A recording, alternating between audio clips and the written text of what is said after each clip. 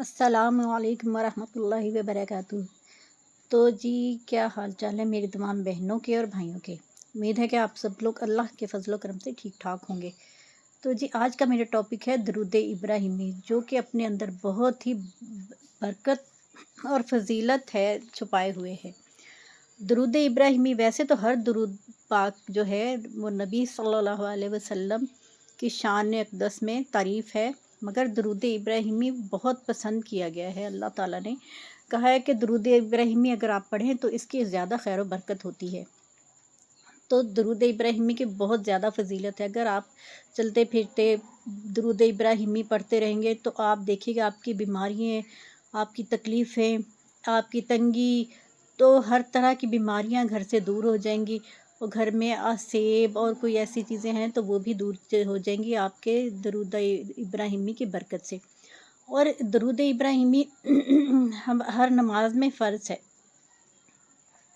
वैसे तो आपको जो आसान लगे, जो आपकी ज़बान पे चढ़ा हुआ है वो पढ़ें, मगर जुमे वाले दिन और जुमेरात को आप लाजमी कसरत से पढ़ें, क्योंकि इसकी बहुत ज़्यादा फजीलत है। फ़रिश्ते जो हैं हुज़ूर पाक सल्लल्लाहु अलैहि वसल्लम हमारे नबी की खिदमत में हाज़िर होते हैं और दरूद इब्राहिमी का तोहफ़ा लेकर जब जाते हैं तो आप सल्लल्लाहु अलैहि वसल्लम फरमाते हैं कि ये मेरे लिए किसने तोहफ़ा भेजा है। तो फ़रिश्ते सारे जो हैं वो आपके वालिदैन का, आपका नाम लेकर बताते हैं और हमारे नबी उसके लिए दुआ करते हैं।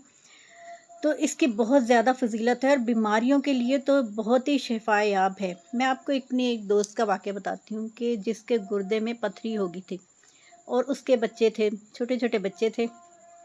तो बेचारी इतनी परेशान थी कि कोई इलाज काम नहीं कर रहा था। हर तरीके का इलाज करवा लिया, हर तरह से उसने पैसा पानी की तरह बहाया, मगर उसकी इस तकलीफ़ का कोई इलाज नहीं हुआ। हर तरह से दम दरूद, डॉक्टरी इलाज, होम्योपैथिक, एलोपैथिक के क्या नहीं दुनिया में था जो उसने किया, मगर तकलीफ़ थी कि जाने का नाम नहीं ले रहे थे। तो वो बेचारी एक दिन बहुत रोई। तो मैंने उससे कहा कि आप ऐसा करें, क्योंकि मेरा बहुत ज़्यादा यकीन है दरूद इब्राहिमी पे कि मैं हर तकलीफ़ में, हर बीमारी में, हर मुसीबत में मैं ये पढ़ती हूँ और मेरी हर मुश्किल आसान हो जाती है। तो मैंने उनसे कहा कि आप ऐसे करें कि आप 5 वक़्त नमाज की सबसे पहले तो पाबंदी करें, उसके बाद आप रोज़ाना दरूद इब्राहिमी कसरत से पढ़ना शुरू कर दें। दवाएं तो आप साथ साथ ले ही रही हैं, मगर दवाओं का रिज़ल्ट सिफ़र निकल रहा था, कोई भी उनको फ़ायदा नहीं हो रहा था। तो जब मैंने उनको दरूद इब्राहिमी का मशवरा दिया और ये कहा कि पक्के यकीन से, अपने दिल से यकीन होना चाहिए बंदे को कि ये मेरा काम है, अल्लाह ने करना है और इस दरूद पाक की बरकत से अल्लाह ताला ने करना ही करना है। ये दिल में अगर पक्का यकीन हो तो कोई काम ऐसा नहीं है जो आपका ना हो। तो जी, मेरे कहने पे उन्होंने दरूद इब्राहिमी पढ़ना शुरू कर दिया कसरत से। मैंने कहा कि रात को सोते हुए भी, चलते फिरते, अगर कोई काम भी आप कर रही हैं, एक तो ये होता है कि इबादत हम कोई भी करें तो हमारा ज़हन भटकता नहीं इधर उधर, और हम अल्लाह ताला के हजूर जो भी दुआ मांगते हैं वो हमारी कबूल होती है। तो जी, उसके साथ ही उन्होंने दरूद पाक पढ़ना शुरू कर दिया। तो फिर थोड़े थोड़े अरसे बाद उनको ना हल्के से कमी होती गई, मगर एक दिन ऐसे हुआ कि जुमे का दिन था और उनका फ़ोन आया। वो रोते हुए कह रही थी कि मेरे से उठा नहीं जा रहा, मुझे आज बहुत ज़्यादा तकलीफ़ है, मगर मैंने नमाज़ पढ़नी है। तो जी, मैंने कहा कोई बात नहीं, हिम्मत करें, आप बहुत बाहिम्मत ख़ातून हैं, तो आप इंशाअल्लाह ठीक हो जाएंगी। इस दरूद इब्राहिमी पर और अल्लाह ताला पर यकीन रखें कि अल्लाह ताला किसी इंसान को उसकी जान से ज़्यादा नहीं आज़माते। तो जी, मेरे कहने पे उन्होंने हिम्मत की और फिर वज़ू किया और फिर थोड़ी देर बाद और तकरीबन उनकी जो दर्द थी नमाज़ पढ़ते पढ़ते कमी होना शुरू हो गई, आहिस्ता आहिस्ता कम होती होती होती होती। तो थोड़े दिन बाद ही वो बिल्कुल ठीक हो गई। फिर दोबारा से उन्होंने अल्ट्रासाउंड करवाया और सब चीज़ें करवाई, मगर डॉक्टर भी हैरान थे कि ये तो आपके है ही नहीं, पथरी तो है ही नहीं। मसाने में पथरी चली गई थी और फिर वहाँ से निकल गई, पता ही नहीं चला कब निकली और कब। अब अल्लाह का शुक्र है कि वो बेहतर हैं और ठीक ठाक है, अपने बच्चों को और के साथ खुशबाश हैं और घर के सारे काम भी करती हैं। और हमेशा से ही दरूद इब्राहिमी का उन्होंने ये पढ़ना शुरू कर दिया है। تو درود ابراہیمی کی بہت ہی زیادہ فضیلت ہے۔ میں آپ کو اپنے ابو کا واقعہ بتاؤں کہ میرے ابو بھی بہت زیادہ درود ابراہیمی کی تسبیحیں پڑھتے تھے۔ تو جب وہ وفات پائے تو میرے ابو کے ہاتھ ایسے شہادت کے، کیونکہ وہ نماز پڑھتے ہوئے وفات پائے تھے، تو ان کی انگلیاں آپس میں ایسے جڑی تھیں، اشہد ان لا الہ جب ہم کہتے ہیں نا، تو ایسے ان کی انگلیاں تھیں، اور وہ انگلیاں ان کی ایسی ہی رہی تھی، اور دیکھا تھا دوسرے دیکھنے والے بھی حیران رہ گئے تھے۔ ان کے چہرے پہ اتنا زیادہ نور تھا، اتنے زیادہ رونق تھی کہ ہر کوئی حیران ہو رہا تھا کہ یہ کتنے نیک انسان ہے۔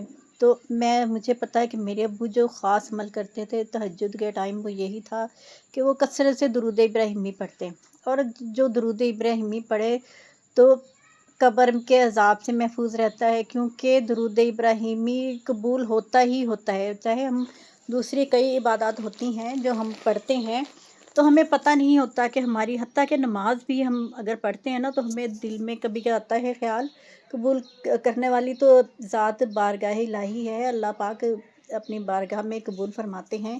ہم مسلمان ہیں، ہمارا عقیدہ یہی ہونا چاہیے کہ ہماری ہر نماز قبول ہوتی ہے۔ تو کبھی کبھی شیطان وسوسہ ڈال دیتا ہے کہ کبھی پتہ نہیں ہماری یہ نماز قبول ہوئی بھی ہے یا نہیں۔ تو یہ درود ابراہیمی ایسی عبادت ہے کہ آپ چاہے جیسے مرضی بیٹھے ہوں، چاہے جو مرضی ہو، آپ نے اگر درود ابراہیمی پڑھ لیا تو یہ ہمارے نبی پاک کی بارگاہ میں لازمی پہنچے گا۔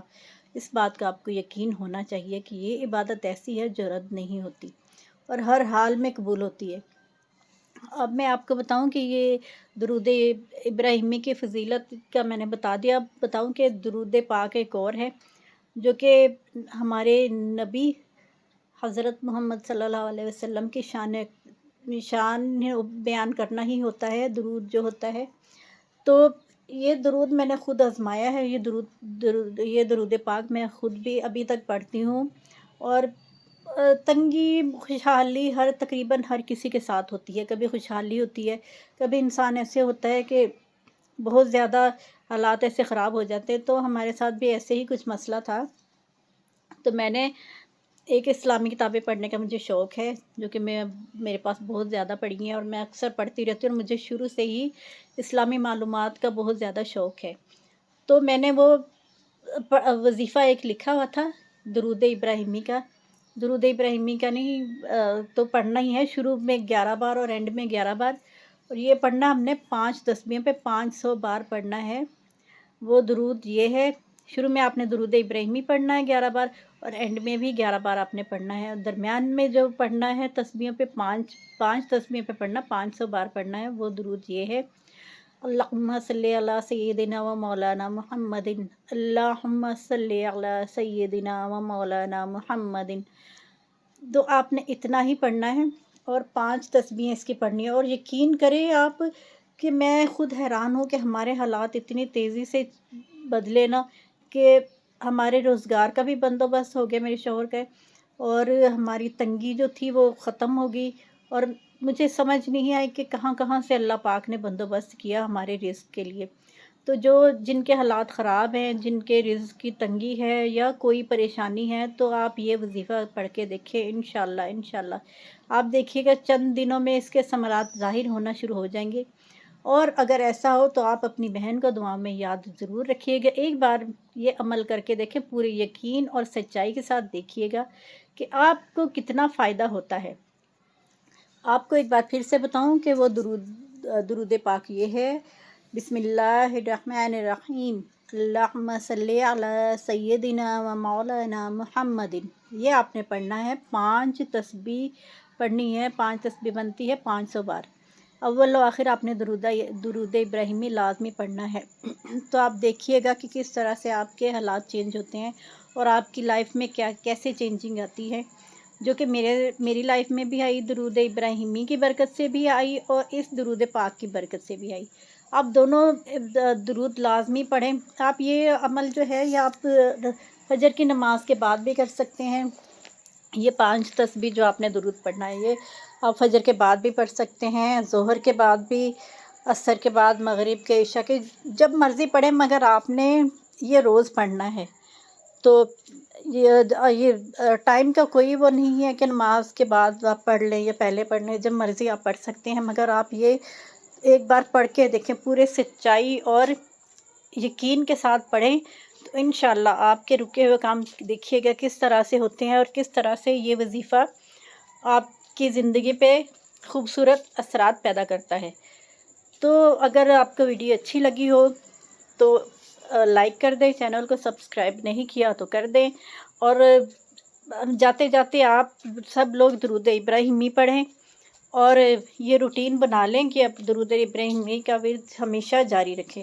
تو اس کے ساتھ ہی اپنی بہن کو اجازت دیجیے، ملتے ہیں نیکسٹ ویڈیو میں، تب تک کے لیے اللہ حافظ۔ اگر بات کرتے ہوئے کوئی کمی غلطی کوتاہی ہو گئی ہو تو انسان خطا کا پتلا ہے، آپ سب لوگوں سے معافی کی طلبگار ہوں۔